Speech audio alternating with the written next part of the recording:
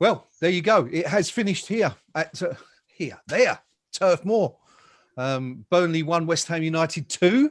I've got no notes at all because I haven't been here for the entire game. So what I can tell you from memory is that Burnley took the lead very early on from the penalty spot. Chris Wood, after being felled in the box by Thomas Souček, a pretty rash challenge by the Czech, allowing Wood to step up and score yet again against West Ham, as he does with such frequency. But the lead was very short-lived. Michail Antonio back in the team, converting a really good... Was it Soufal with the cross, Rio, for the first goal?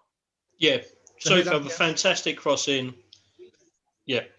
Yeah, thank you. Absolutely. Soufal cross from the right. I said earlier on.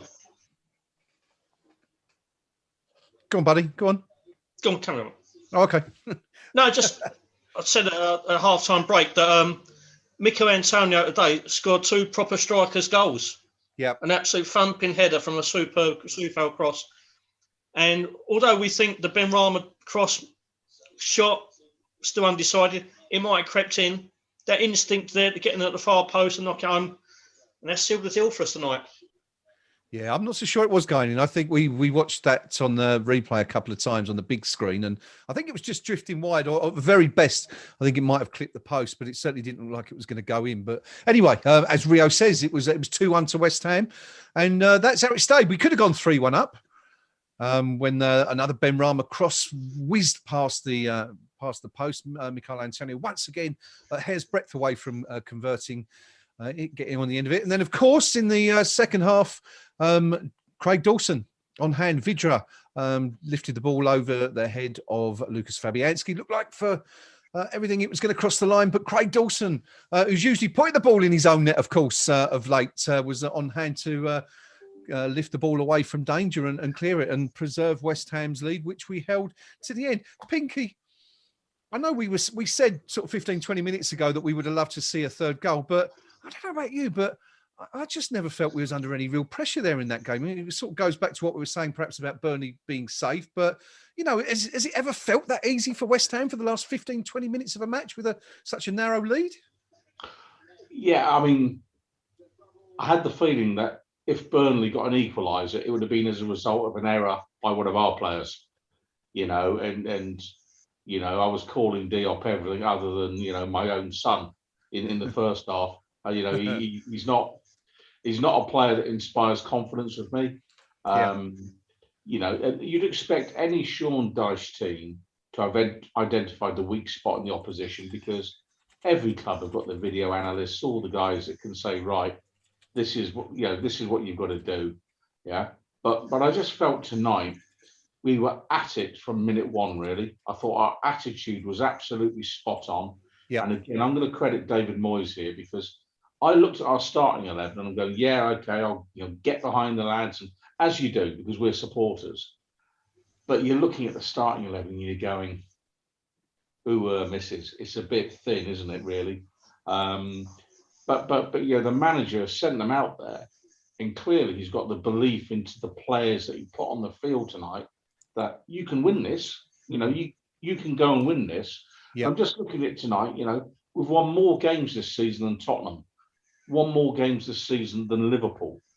You know, we're winning games of football. There was a moment in that first half, you know, when I actually made the comment, you know, park the bus, David Moyes, because we only had 7 players in the Burnley box, you know, when we were attacking, you know, and I'm looking at this thinking, where is he getting this reputation from for doer football and not particularly exciting stuff to watch? You know, that first half tonight is as good as you'd want to see from West Ham. You know, another couple of goals maybe would have been nice, but you know, if you're not happy watching what we saw in the first half going forward, then I don't think you ever are going to be happy. Defensively, it's another kettle of fish. Yeah. You know, I mean, heavens above. Number one priority signing in the summer, a centre back, and you know, and I don't know if Jose Mourinho can get work. I'm thinking Rochdale or somewhere like that, you know, a Torquay, you know, somewhere that he's now finding his level as a manager. You know, he could really make the signing of Diop his, you know, marquee signing for a third division club, because in my opinion, that's kind of the level that this is at, because whatever we saw with him when we paid £22 million for him, I'm afraid we're not seeing very much of it now. And I don't know whether his confidence has gone, whether he's just not interested or whatever it may be. But he strikes me as a player, that another player we've overpaid for, that we're going to need to upgrade on the summer. But tonight, a 2-1 away win at this stage of the season that keeps us comfortably in 5th spot. And crucially, Leicester City and Chelsea now are looking at that going, with 4 games to go, we can't let up. We've got to keep going. And that's why tonight, I think the Moyes, when he gambled on Mikel Antonio and put him in the starting lineup, what a brave decision by David Moyes. Because it'd have been easy to say, give him another week's rest or whatever it may be. But you know what? 1 point tonight wouldn't be any good to us. 3 points absolutely piles the pressure on Chelsea and Leicester. And what a joy it is that we've got a manager who's trying to qualify for the for the Champions League rather than settling for the more junior competition in Europe. I think great stuff from West Ham, great from the manager.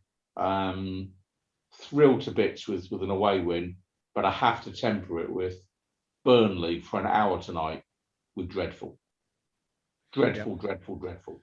Very much so, very much so. Of course, that win takes West Ham back above Tottenham, as Gnome pointed out at the end of the match, into 5th place in the Premier League. 58 points now from 34 matches. Tottenham 56 from 34.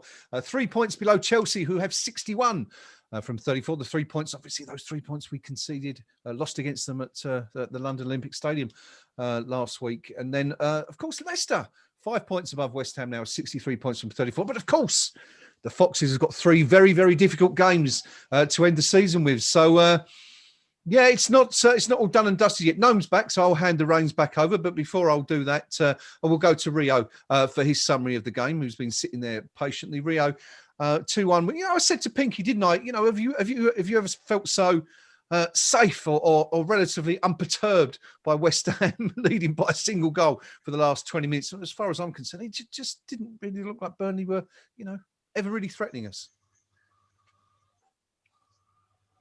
I actually thought that they decided they came back in the game. They made 2 big changes. They took off Dwight McNeil, who's probably been their best player this season, and also Chris Wood, who's been completely informed of late, and he's always a menace to us. They didn't have that cutting edge. They didn't have that drive.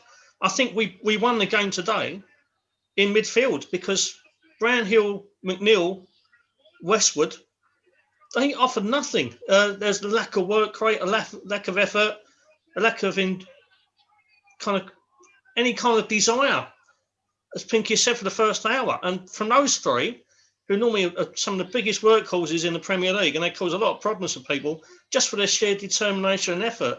Yeah. Our makeshift centre midfield pairing of Manuel Lanzini, who played in a much deeper role than we've normally seen him. I thought he had a superb game tonight, and we dominate the midfield, which is, I know we've had a sensational season, but it's normally kind of attacking goal and a counter-attacking football. But I thought Lanzini had a superb game there. I mean, his first start in a long while, much football at all over the last season and a half. And I just thought he slotted into that deeper role, pulling the strings superbly well. Fornells and Lingard, we touched on it earlier. Lingard's playing a much different role tonight. He wasn't as prominent on the ball, but his work rate and intelligence and drawing players out of position allowed both Fornells and Lanzini to thrive in the space he created. So I thought that's where we won the game. Burnley didn't have a lot to offer. A couple of chances when Rodriguez come on. One that Fabianski made a superb save from. Yeah. But they didn't really have that much to offer us. No, not at all. And interesting, you mentioned Lanzini there before I pass the reins back over to Gnome. Ian Bishop, of course, that talented West Ham midfielder for the night, is totally agrees with you. He says, I love the fact that Moisey found a spot for Lanzini today. Great performance and great result from the Hammers. Mikel Antonio is being interviewed by Sky right now, but I don't think any of us are listening to it. So we'll have to wait until a little bit later to find out what he says. Gnome, over to you.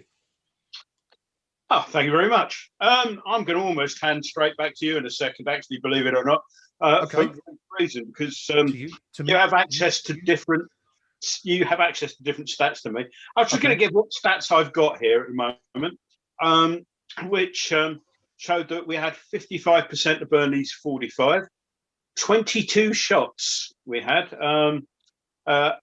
against Burnley's 8.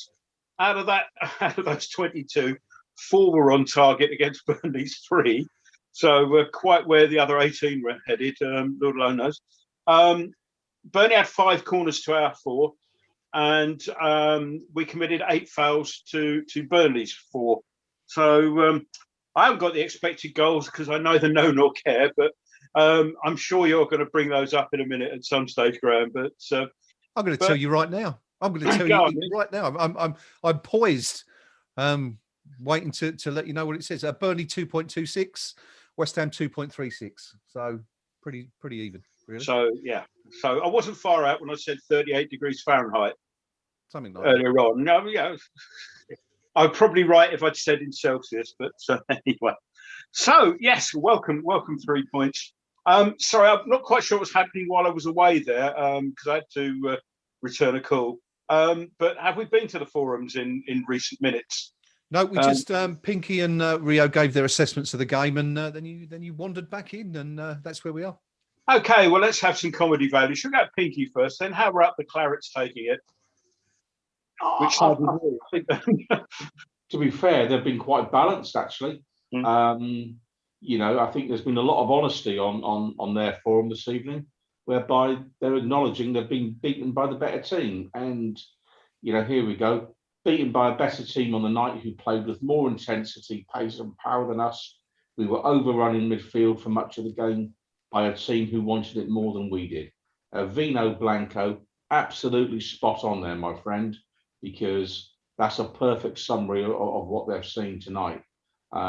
All the way through here, though, it is, here you go, one of the most one-sided 2-1 results I've ever seen. Taffy on the wing, well played West Ham, exclamation mark. Perhaps it's Ambrosius Stew. He's got across to supporting Burnley, but you know, they got their tactics right and executed the game plan. You win some, you lose some. Oh, not all the time, I can assure you of that. Elizabeth, you know, they didn't want it more than us. They were just better on the night. Disagree, Elizabeth. I think we wanted it far more. And I think our attitude was bob on tonight. Overall here, there's another one, you know, another poster agreeing with Taffy on the wing, correct, best team won. You know, Matt the Claret, power and pace in that West Ham team. 2 things we are sorely lacking. And, you know, so overall, here you go, Burnley FC, West Ham were good, we were poor. You know, another one, Claret Gillimer, got what we deserved. As poor tonight as Wolves was good. Don't honestly think that Dyche knew what to do to combat the Hammers' forward play. You know, I mean, it's post after post. You'd think we were Brazil 1970. You know, I mean, you know, perhaps they don't get out much in Burnley, but they are bigging us up big time here. And why not? Because do you know what? For at least 30 minutes of that game, I thought we were double excellent. So why not enjoy the evening? So the Clarets, yeah, they know they were well beaten tonight, and 2-1, despite the XG, I think the margin was better than that would suggest. And I think the XG probably reflects our defensive frailties more than genuine attacking capability by Burnley. And if I was Moyes, that's where I'd be really nervous the next 3 or 4 games. He needs to get Bonner back into that team sharpish, really sharpish. Thanks, Pinky. Yeah, just pick up on something you hit on there a little bit, bad attitude. And one of the things, I mean, I think disappointed is the wrong word, but well, it didn't disappoint me, but I think Burnley disappointed insofar as we had that, as Graham pointed out earlier on, the end of season factor where it's we're not going to go down, and or we feel unlikely that we're going to go down. But in the past, you might have had a sort of an attitude from Burnley whereby, you know, they'd have wanted to mess things up for us, even whatever position they were in. And I didn't get that tonight. You know, they didn't seem to be that. You know, look at them. They're talking Champions League.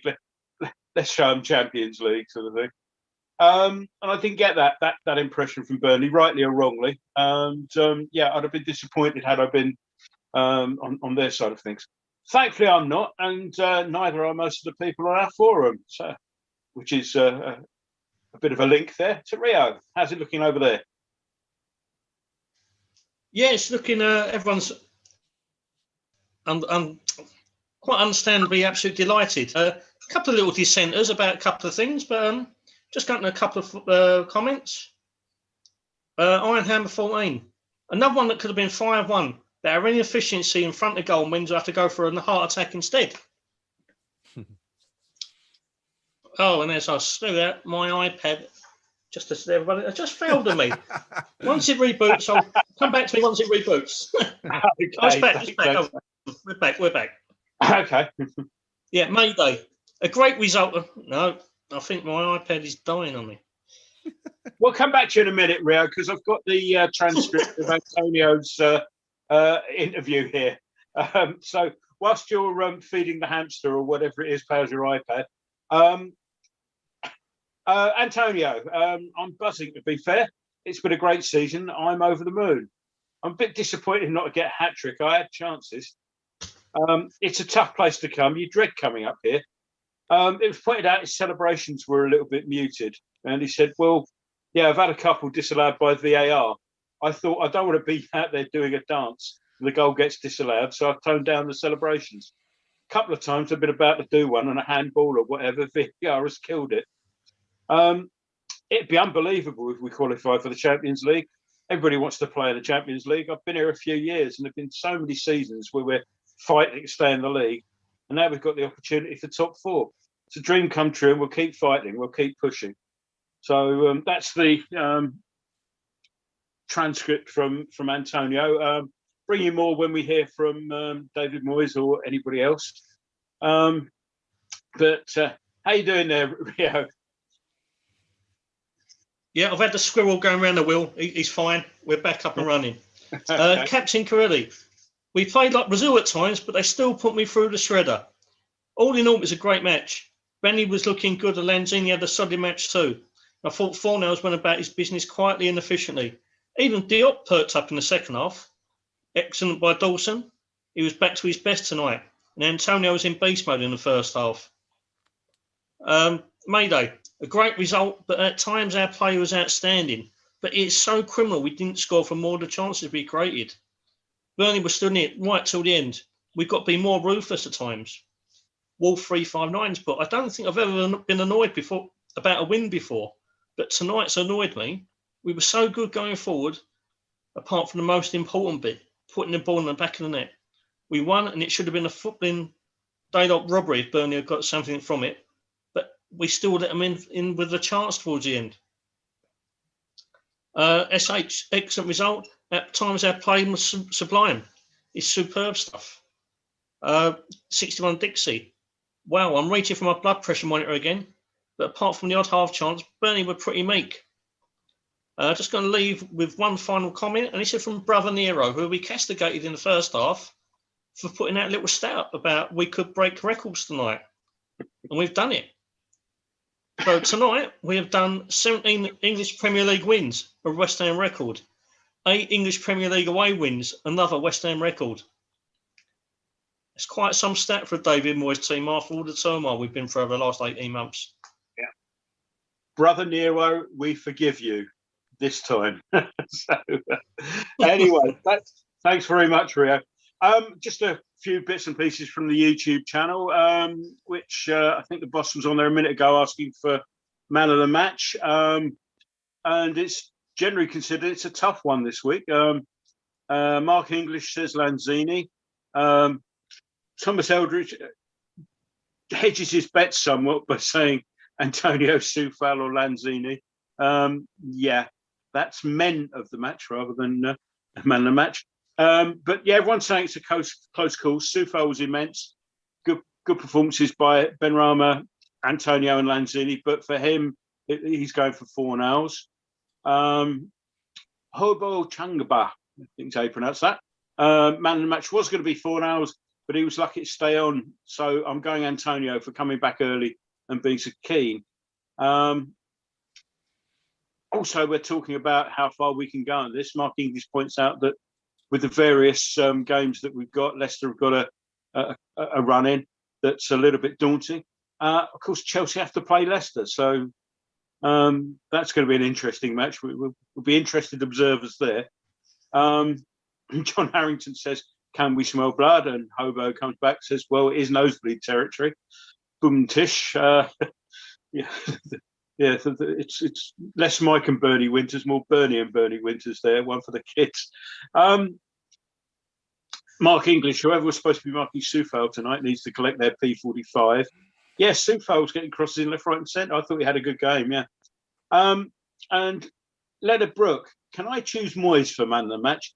He took a few gambles with personnel and their jobs, and it paid off. So, yeah, good point, as Hobo says. Earned his corn tonight, considering what was available to him. So yeah, that's the view of things. So various candidates for man of the match on that. I'm sure that we don't want to be running too late, so I think I'll poll the room for man of the match now. Then, so who should we start with? Since you were late, Graham, we'll start with you. Well, bearing in mind I missed the first half of the second half, this is probably not going to be entirely accurate, and I can only base it upon what I've seen.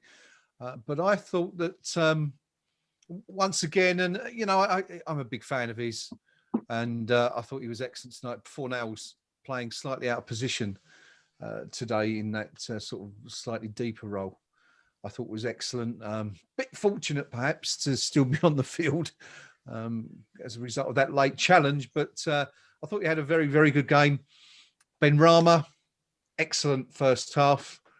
No doubt. He'll spur on about another 10 pages in the Benrahma thread on the KUMB Forum.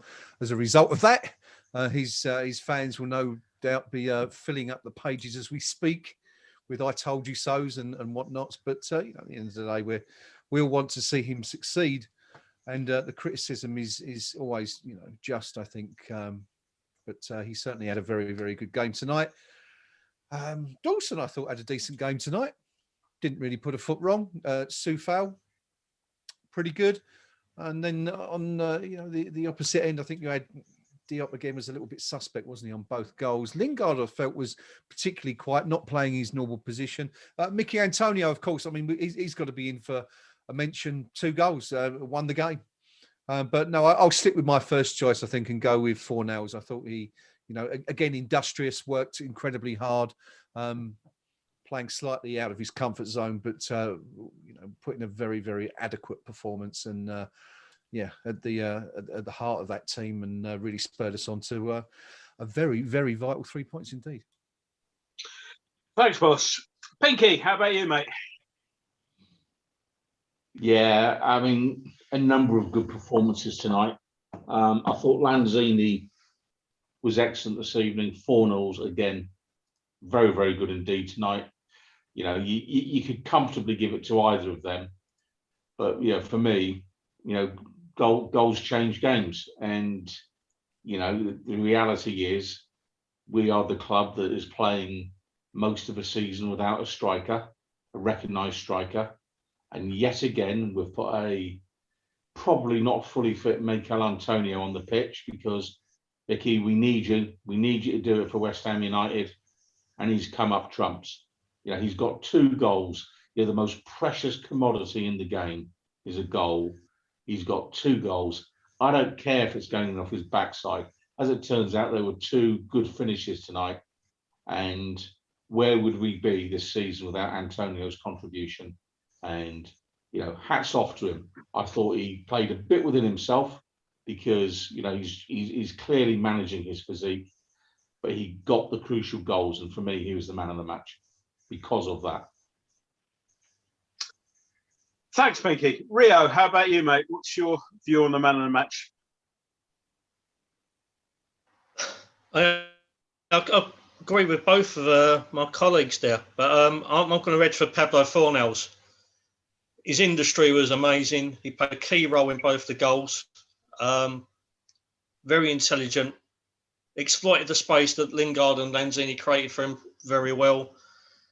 But the topping, the icing on the cake for me was that, you know, he proved that VAR is a mess, isn't it? Because he could rightly have been sent off today, whereas Fabian Balbuena shouldn't have been sent off last week. So I think because he's exploited the VAR issue, Pablo gets the final say for me. The 4-0 final say. Yeah. Okay. I suppose I better choose one now then. So we've got 2 for 4-0s, 1 for Antonio. I'm going to make it 2 for Antonio. He gets it for me just over a very, very much vastly improved Benrahma. I thought Benrahma faded a bit before he was eventually taken off. But I thought all through the game, what's that phrase they use? He kept their defence honest. And he was, Tarkowski and me, the end of that game, they know they've been in a game. And it's been quite a battle. Yes, you could be picky and say, yeah, he should have had a hat trick when he tried that back heel or whatever he was trying to do and that. But we've missed that. I mean, Bowen's tried and but you know, nobody really comes off the game and sort of thinks, blimey, that was a hard game against Bowen. Whereas, as I say, Tarkowski and me know what's been happening there. I thought he had an intelligent game. We mentioned earlier on, Pinky said he played within himself. I saw a more intelligent use of his pace and his closing down skills and abilities. Instead of chasing every lost cause, he turned 1 or 2 semi-lost ones into winnable battles, and I thought that showed a bit of a much pinged hamstring might have been the cause for that, but if it takes that for him to play with a bit more intelligence, then I'm all for it. So Benrahma, fine game. Lanzini again, a rare start for him, and it was a good one. Soufal got into a lot of good positions, got a lot of good crosses in. I noticed him crossing the ball first time a lot more than of late, and again that looked like something that is a tactic. And but yeah, all in all, I'll go for Antonio as well, even if his goal celebrations were muted. In fact, muted goal celebrations are something of which I approve heartily. So there we go. No, so, can I make a suggestion here? Given that it's a draw for man of the match, can I suggest that we offer it to Antonio purely on the basis that he managed to insert so many obvious football cliches into his interview there? From I'm buzzing to over the moon, through to tough place to come. Yeah. Everybody wants to play in the Champions League. We'll keep fighting and pushing. It was just a list stream of cliches. So I think purely based on that, we should give it to. What he actually said was everyone wants to play in the Champions League, apart from our chairman, who's bitching like hell because he'd have to buy another dozen players. Yeah. So they actually edited the full quote out there, I think. I'm just wondering if David Gold even now is writing out an invoice to Benrahma for the banana. Ray, do you want to take over for a second? We've got David Moyes on, and I'll go and have a look, see what he's got to say. All right. I'm coming in cold here because I haven't got anything prepared. But let's. What have we done? We've done man of the match. Have we done everybody's man? Well, you did that, didn't you? You did everyone's man of the match. We've done the 2 forums. Where do we go from here? Well, we could sort of look ahead to the next game, but no, we always do that after David Moyes. So we'll hold fire on that. Champions League, yes or no? We've got to do that at the end as well. Let's talk about the runnings. Let's talk about the runnings for the 3 teams really in contention for those last 2 Champions League positions. I mean, it looks, Manchester City, Manchester United nailed on first and second. It would seem given the way they're going. But as it stands, Leicester 34 games played, Rio, 63 points on the table. West Ham 34-58, and in between Chelsea 34 and 61. But let's have a quick look at those games left to go. And Rio, let's go through these one at a time. Rio, let's give you West Ham to cover first of all. We go next. It's probably the toughest game, Everton at home, and then we've got Brighton, West Brom, and Southampton. How many points do you see West Ham taking from those 4 games? If we play like we did today, 10. I think, obviously, Sunday is the toughest game out of the 4 we have remaining. Looking at the league table, potentially the last 3, those teams should be on the beach already. What have they got left to play with for? Yep. Because looking at it here, Brighton, they're not in danger of going down. They won't be by the time that game comes around. They're fine. West Brom should be down by then. Mathematically, they're in trouble, virtually in trouble by the next game. And Southampton, they're a bit of an enigma. And but with nothing to play for, what are they going to offer us? So in theory, it should be a straightforward 9 or 10 points there. Okay. Obviously, Sunday's game is a tough one. They haven't always been a bit bogey side to us, but the ball's in our court. Okay, well, long as we can keep our players fit, the ball is in our court. Yeah. Okay, well, I'll tell you what we'll do. We'll take each team at a time, and we'll add up the points and see where each of you have got the those teams finishing. So, Pinky, let's come to you then. West Ham, Everton, West Brom, Southampton, and Brighton. How many points for you? 12. We're winning them all. Oh, nice. We're winning them all. Okay. You know, we are taking this to the absolute wire, because I think the team spirit in our squad at the minute is the best for over 30 years.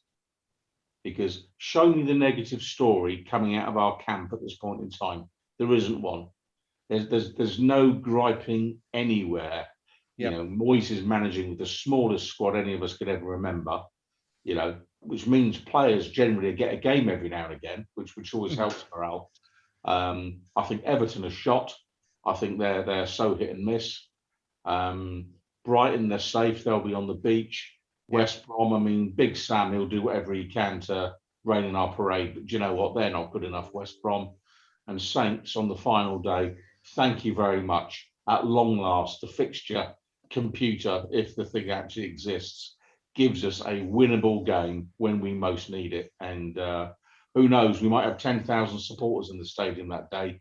And, you know, we can just prove Jim White and all the other blokes and who criticise West Ham United supporters thoroughly wrong. I'm going 12 points from West Ham. Excellent. Okay, let's go to Chelsea. Chelsea's remaining. Well, I mean, Chelsea, of course, still in the Champions League, so you would expect that might have a bearing on how they fare for the rest of the season. But anyway, their remaining games, they've got a couple of stinkers, haven't they? Chelsea's next game in the Premier League, away to Man City. After that, home to Arsenal. Following that, home to Leicester. And then finally, they end the season at Aston Villa. Rio, how many for you based on that? Man City, Arsenal, Leicester and Villa for Chelsea. How many points? So, City, you've got to fancy them to win every single game they play. Arsenal are abysmal. It's a London derby. Leicester's a tricky one. What Leicester are going to turn up? And it's right in the aftermath of the cup final. They play each other twice in 4 days, don't they? They do. So that's going to be a really strange one. Mm-hmm. And Villa away, aren't, you know, we can go up there and turn them over. Well, with a bit of style and panache. Mm-hmm. Can Chelsea? I'm looking at it and thinking 5 points out from those 4 games. Ooh, okay. So 5 for Rio. Pinky. Those Chelsea games once again: Man City away, Arsenal at home, Leicester at home, and Aston Villa away. How many points for you? Chelsea, they're taking 5 points from those games. You know, okay. and don't get me wrong, they're in an excellent run of form. I think their hot shot manager, you know, is tidied up an awful mess left behind by Frank Lampard. I think he's made them very difficult to beat. Of that, I've got no doubt. But I think they're going to be a little bit distracted by the Champions League. and the FA Cup. And I just, they're getting nothing from the Man City game. But I fancy a draw against Arsenal, a draw against Leicester, and I think they'll turn the Villa over. Yeah, so I'm looking at 5 points. Okay, good stuff. Finally, in our trio of teams in contention for these, well, we are, of course, discounting Spurs and Liverpool, which is probably a little bit presumptuous. But anyway, we'll for the sake of this, Gnome says no. For the sake of this this brief activity, we'll do that. Leicester's remaining games. Over to you, Rio, once again. And once we've done this, we'll go back to Gnome for David Moyes' comments. Leicester have 4 games left to go. At home to Newcastle, away to Manchester United, away to Chelsea, and they finished the season at home to Tottenham. How many points from those 4? Again, I'm looking at 5. I think they beat Newcastle because every team should beat Newcastle, even us, and we're the ones who bloody failed twice this season. The Chelsea game's a bit of an enigma, isn't it? Because, like I said, it's the cup final plus the league game within short space of time. But I'm expecting the draw that game. Tottenham really sharp on the last day, but I'm expecting a draw there. I'm not expecting them to get any kind of change out of Man United at Old Trafford. So 5 points. Right, 5 it is. Thank you, Rio. Pinky, Leicester, those games once again at home to Newcastle, away to Manchester United, away to Chelsea, of course, as Rio pointed out, they played twice within the space of 4 days. And that the cup final 4 days before the league game, away to Chelsea, and then finally at home to Tottenham on the final day of the season. So Newcastle, Man United, Chelsea and Tottenham. How many points for Leicester? 8. Okay. 8 points. And I think, the decisive result being the home game against Tottenham on the last day. Tottenham by then will be done, and they'll be putting out players that not even Daniel Levy's heard of, in an effort to make sure that Leicester win that game.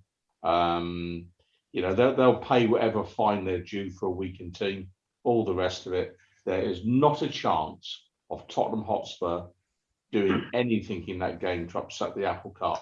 That's the easiest home win Leicester will get all season. So 8 points for Leicester.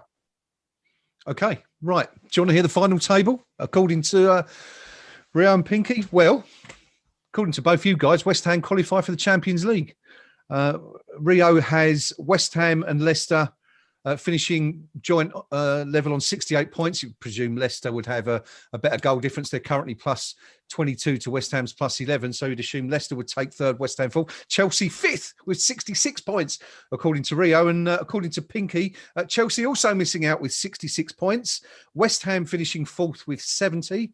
Leicester taking 3rd with 71. So both of you have got us down for Champions League qualification, which kind of answers our question that we're going to come to a bit later. But very interesting looking at those remaining games. And you'd have to say, I think, that West Ham have probably got the easiest running out of the 3. Anyway, going to go back to Gnome. Now, Gnome's been listening to David Moyes, who's been speaking to Sky Sports, and no doubt a delighted manager after this evening's win. And I'll also pass him back the reins because he's been holding all night and doing such a good job with. Gnome, over to you. I don't know about that, but Dave was obviously delighted with the 3 points, and I'm kind of doing transcripts from 2 different interviews a little bit here, from what I've written down, and also his interview with BBC Sport. So on the BBC, he said it was a game we deserved to win. We got a little bit difficult in the end, but we played really well. We created opportunities and didn't take them, but overall we did a really good job. Antonio made a great impact. He's come back in good condition, in good shape. A couple of times he took an opportunities when he should have passed. He's a big influence in the team, and we're glad to have him back. We didn't deserve to go 1-0 down. I thought we started well and we're a better team.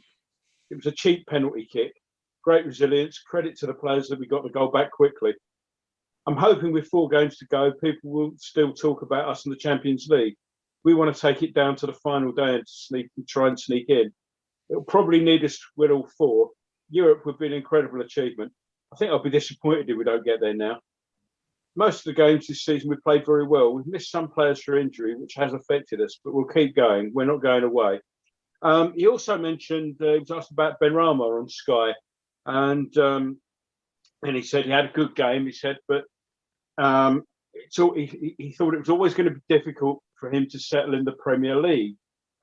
He's had good stats all his career, but sometimes he needs to be a bit more consistent. We need to see that sort of thing from him in more games.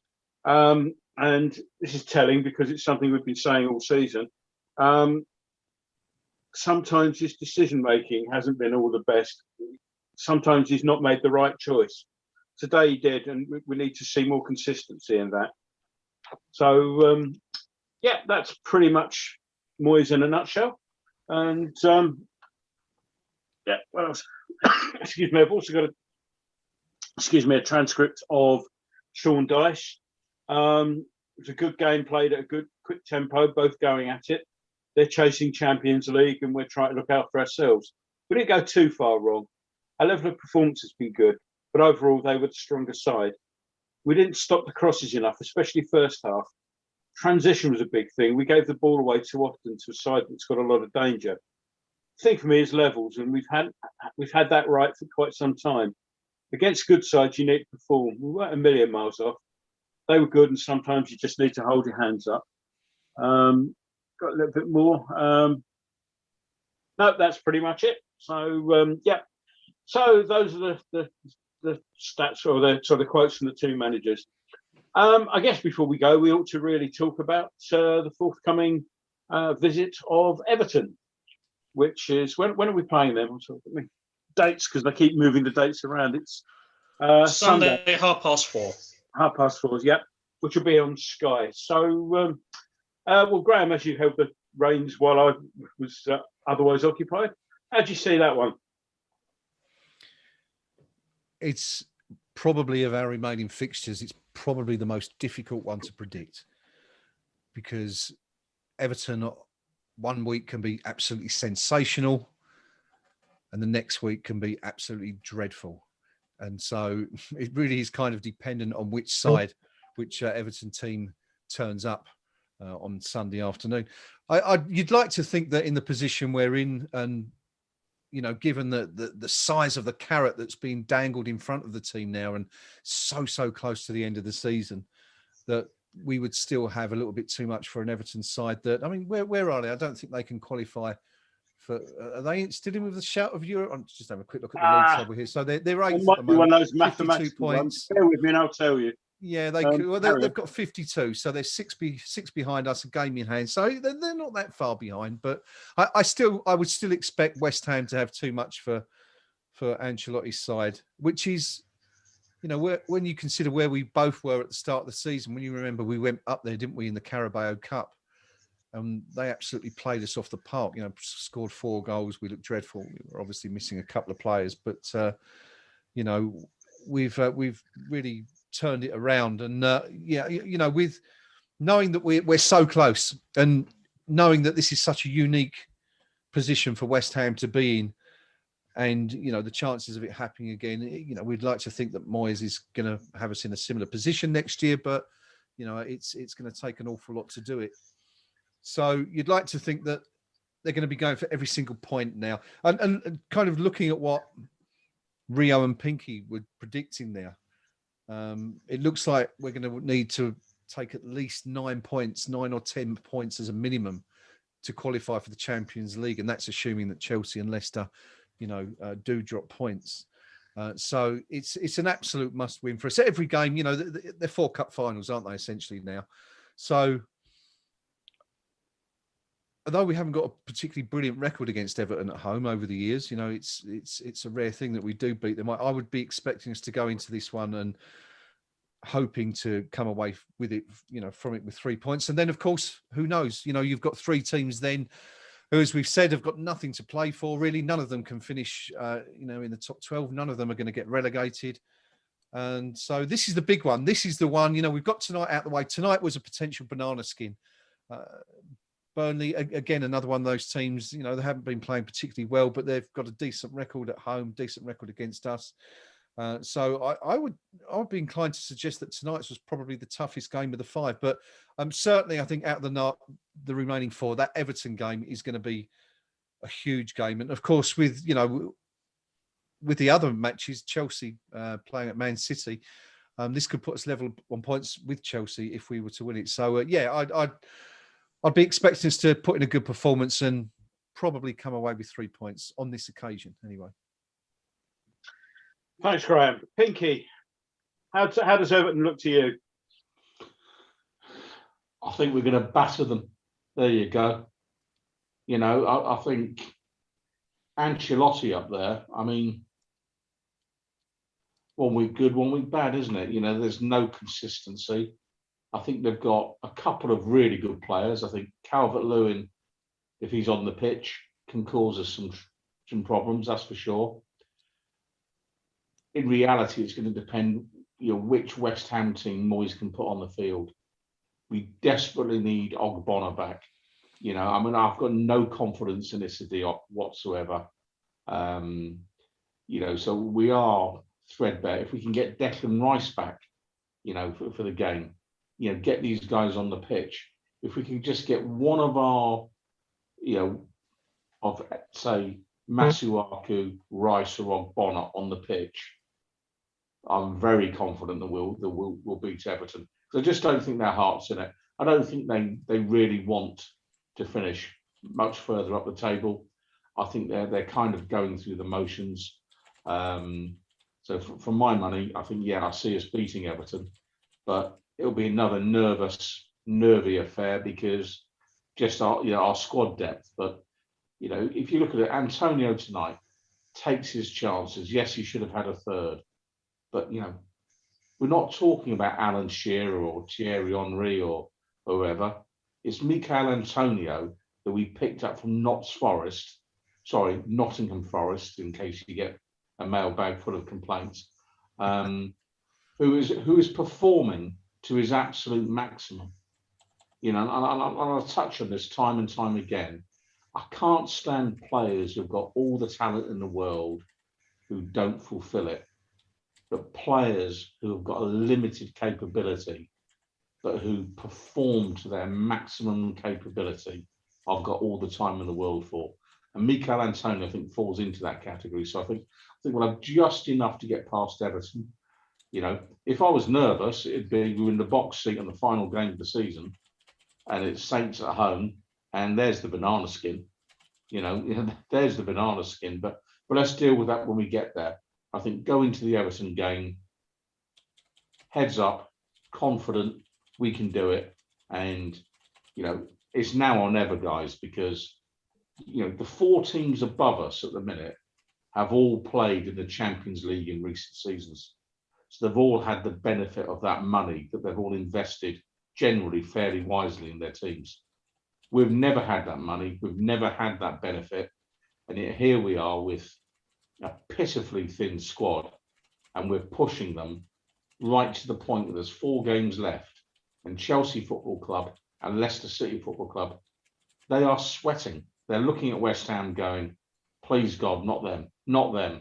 You know, every police force in Europe is sat there going, please God, not West Ham, not West Ham. Well, I'm sorry, Guardia Civil, you know, we're coming. Yeah, we're going to rock up in Spain in the autumn, and we're going to have some of that. Barca who? Yeah, you must be joking. We're having them. Yeah, there you go. That's my prediction. Cheers, thanks, Pinky. Rio, Everton. I'm erring on the side of caution. Historically, they're a bogey side, and we've got an appalling record of them in recent years at home. When I say recent years, I mean the last 50 or 60. Recent for me. And they haven't won for 4 games. Yeah, they haven't won for 4 games. And they're just such a Jekyll and Hyde team that are they going to show up this week of all weeks? Pinky's made a point about Dominic Calvert-Lewin. It's absolutely valid. Unless we get Andrew Ogbonna back, he could be a real pain for us and really can make us suffer.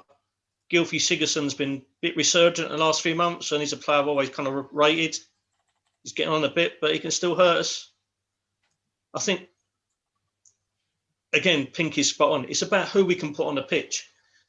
And I think this is for the whole running. You know, if we keep Mikel Antonio completely fit for the last 4 games, the Champions League is on.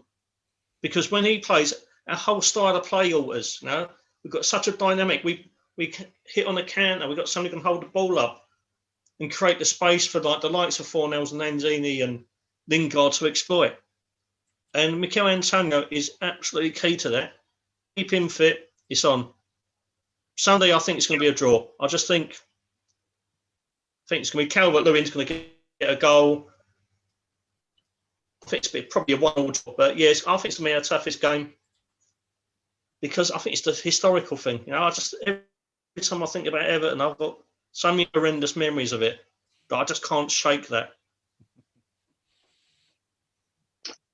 Thanks, Rio. So you're going for a draw. I guess it's incumbent on me to give my view. I think we'll win. I appreciate the bogey team type thing, but when you look back at it, we have won in recent years. We did go through a spell where we play them off the park and suddenly find we've lost 3-2 to a last-minute goal somehow. And, that both home and away. I don't think the players that we've got out there are kind of encumbered by that history type thing. Graham mentioned the 4-1 up at Goodison in the League Cup, but it was a League Cup side where it looked for all the world that the phrase "bigger fish to fry." That team selection had "bigger fish to fry" stamped all over it, if you like. And we went and won up there in the league. Late goal, maybe, but we still won, and we deserved it just about. So, I think we'll win. I think Sunday we'll win. Assuming, as we're all doing at the moment, which is not a given, of course, that Chelsea go down to Manchester City. That would put us level on points. Although at the moment they've got an 11-goal superior goal difference to us, Chelsea. So I don't see that altering, even if it is Manchester City. I don't see that altering too much in our favour. Slightly though it would be if we won. But you get level on points with people. You were going through Leicester's fixtures. Who have they got next weekend? So I missed the beginning of that section. Leicester are playing Newcastle. Yeah, so you'd have to fancy them to do that. But again, Newcastle are unpredictable. They've got weird points here and there. And Leicester can blow a bit hot and cold. If bizarrely Leicester lost that one, is it St James's Park? It's at no, Leicester at home. Okay, you'd expect to win, but let's just say bizarrely that didn't happen. Suddenly it gets all a little bit bunched up there and all that. But as I've said all season, I'm still not looking at Champions League. I just want us to win every game. I'm looking at, and it's going to Antonio cliche territory. Each game as it comes. I think we'll beat Everton, and we'll see where we are at the end of that, and go forward after that. So it's getting towards 11 o'clock, which I think, gentlemen, would be as good a time as any to wrap this up. Hope you agree. So West Ham 1-0 down after 19 minutes. 2 minutes later, Antonio equalises, and not long after that, it's 2-1. Antonio had further chances. We could have had further chances. A third goal would have had me in the money, thanks to my old works pontoon, which doesn't look like that's going to happen now. Thanks, guys. But, nevertheless, I'm sure they had better things on their mind than my pontoon win. 3 points. We move up into 5th place above some team from North London. Sorry, I can't quite read it on there. They're a bit behind us in the table, but whoever they are. 5th position, looking good for Europe one way or another. Many, many thanks to the Pete Palermo and Rio for helping me out in the thankless task of sitting in the boss's chair. Thanks for the boss for turning up eventually. Thank you all, those of you who've watched, those of you still awake. Thank you for watching. It's been a lot of fun. And until Sunday, we'll say goodnight, Pinky. Good night, all. It's good night from Rio. Good night, chaps. And it's good night from Graham. Good night, all, and it's a Champions League yes from me. I'm not asking a question. And it's good night from me. Good night, everyone. Thanks for watching.